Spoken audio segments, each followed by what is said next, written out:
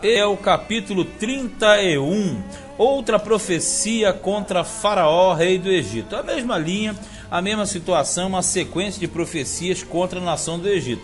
Detalhe, quando tem muitos capítulos assim, é porque estavam sinceramente maltratando o ofício dado por Deus na terra, desprezando, digamos assim. E sucedeu no ano 1/10, no terceiro mês, ao primeiro do mês, que veio a minha palavra do Senhor, dizendo: Filho do homem, dize a Faraó, rei do Egito, e a sua multidão: a quem é semelhante na tua grandeza? Eis que a Assíria era um cedro. Veja que ele cita a Assíria, porque foi o império anterior ao neobabilônico.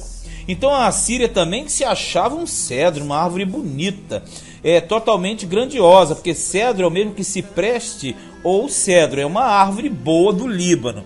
Então aqui diz que era um cedro no Líbano de ramos formosos, quer dizer, muito bonita, de sombrosa ramagem, de alta estatura, e o seu topo estava entre os ramos espessos. Veja bem, Deus, quando trabalha com as nações representam árvores que na verdade compõem esse grande bosque. O grande bosque é o mundo, e as árvores são as nações do mundo, as quais foram plantadas pelo Todo-Poderoso.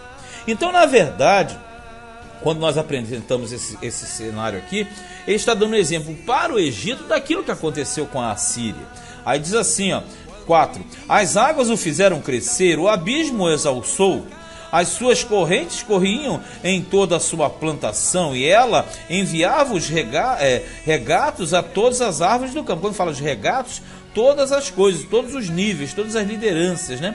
Aí fala: por isso se elevou a sua estatura sobre todas as árvores do campo, ou seja, as nações, e se multiplicaram os seus ramos, e se alongaram as suas varas, por causa das muitas águas que enviava. Então, na verdade, aqui nós temos uma descrição que diz claramente que Deus levantou a Síria também, né? Quando ele fala por causa das muitas águas que enviava, ou seja, que dominava. Todas as aves do céu semeavam nos seus ramos, e todos os animais do campo geravam debaixo dos seus ramos, e todos os grandes povos se assentavam à sua sombra. Moral da história: a Assíria foi um grande império. Assim era ele formoso na sua grandeza, na extensão dos seus ramos, porque a sua raiz estava junto às muitas águas. Muitas águas aqui quer dizer muitos povos. Então, como os muitos povos alimentavam esse poder, então cada vez mais este poder crescia e prevalecia. Os cedros não podiam escurecer no jardim de Deus. As faias não igualavam os seus ramos, e as castanheiras não eram como os seus renovos. Nenhuma árvore, no jardim de Deus se assemelhava a ela na sua formosura. Olha que textos bons, muito bons, porque ele fala do jardim de Deus. Você fala, mas quem é o jardim de Deus? O jardim de Deus é a terra, porque a terra nada mais é do que o Éden. Então o Éden da eternidade é a terra do presente, que por Deus é chamado de jardim. E nesse jardim tem os cedros, que são as nações. Então ele está dizendo que ele domina e faz o que quer com essas nações. E aí você fala, se o cedro ou as árvores são as nações, então na verdade cada país é uma nação. É exatamente isso que ele quer dizer. 9. Formoso o fiz com multidão dos seus ramos aqui. E todas as árvores do Éden, de novo, que estavam no jardim de Deus, tiveram inveja dele. Aí já entram outras situações. Mais uma vez está dizendo que o rei da Assíria, o império assírio, também teve soberba. E nós conhecemos muito bem a história do rei Senaqueribe, que tentou invadir Judá em 701 a.C. aproximadamente. E naquela ocasião Deus o abateu, porque a soberba dele era uma prefiguração de Satã. Então você percebe que Babilônia na frente vai ter essa influência, que o Tiro teve, que o Egito tem essa influência, porque sempre que isso acontece, os assírios também, sempre que isso acontece, é sinal de que o Satanás está manipulando esse império, essa nação. Por isso que ele fala, tiveram inveja dele. Então, na verdade, todos cobiçavam aquilo que era de Assíria. Portanto, assim diz o Senhor: como te elevaste na tua estatura, e se levantou o seu topo no meio dos espessos ramos, e o seu coração se exalçou na sua altura, eu o entregarei na mão das mais poderosas das nações, que aí é a Babilônia, né? Que lhe dará o tratamento merecido pela sua impiedade. o lançarei fora. E estranhos os mais formidáveis das nações o cortaram e o deixaram. Caíram seus ramos sobre os montes e por todos os vales, e os seus renovos foram quebrados por todas as correntes da terra. E todos os povos da terra se retiraram de sua sombra e o deixaram, ou seja, saíram do domínio da Síria.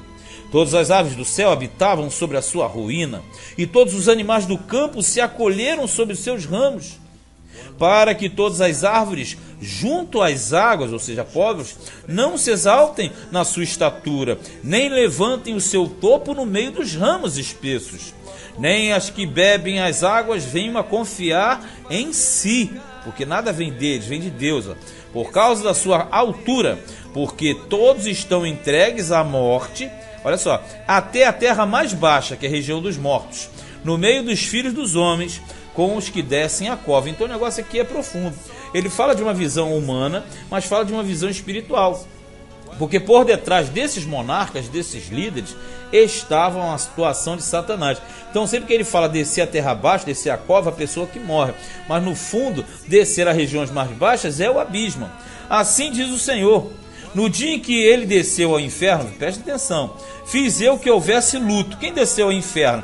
Ele está falando no sentido da queda de Assíria. Mas na verdade quem desceu ao inferno foi Lúcifer. É a mesma coisa lá que a gente viu no 28. Aí ele fala assim: houve luto, fiz cobrir o abismo. Olha só, abismo, hein? Por sua causa, e retive as suas correntes. Quando é que ele cobriu o abismo? Porque na queda de Lúcifer, você sabe que lá no Gênesis 1:2 fala o quê? Fala que havia trevas sobre a face do abismo e o Espírito de Deus se movia sobre a face das águas. Ou seja, Deus separou a luz, as trevas da luz, e elas detiveram-se. E cobriu o Líbano de preto, preto porque é a cor de Satanás, né? Por causa dele, e todas as árvores do campo por causa dele desfaleceram. Então quando fala preto, preto são trevas, luz é a claridade. Um é Deus, o outro prefigura Satã. Ao som da sua queda, veja, quando ele caiu, fiz tremer as nações quando o fiz descer ao inferno com os que descem a cova. Aí tu percebe, quando ele fala da queda de um monarca, é a queda de um rei. Mas quando ele fala no sentido espiritual, é a queda de Lúcifer. Aí fala, ó, e todas as árvores do Éden, olha só, a árvore, você já sabe, que Éden é a terra, no contexto terra, mas Éden era o Éden original. Aí fala todas as árvores. Quem são as árvores? São as nações do mundo e são os seres da primeira criação no plano espiritual. A flor e o melhor do Líbano, todas as que bebem águas se consolavam na terra mais baixa. Olha só, hein? Também estes com ele descerão ao inferno, ou seja, o que eram juntos com eles, a juntar-se aos que foram transpassados à espada, sim, aos que foram seu braço e que estavam assentados à sombra no meio das nações. Ou seja, todos aqueles que estavam confiados junto com a Síria caíram, que automaticamente vai acontecer a mesma coisa com o Egito. 18. Ó. A quem, pois, é semelhante em glória e em grandeza entre as árvores do Éden? Quem são as árvores do Éden? As nações. De quem estava se referindo? A Assíria, mas também fala para o Egito. Ó. A terra mais baixa, no meio dos incircuncisos, jazerás com os que foram transpassados à espada. Ou seja, na cova, inferno. Se for no sentido do Lúcifer, na cova, abismo. Inferno também. Este é Faraó e toda a sua multidão, diz o Senhor. Então não pode perder a linha.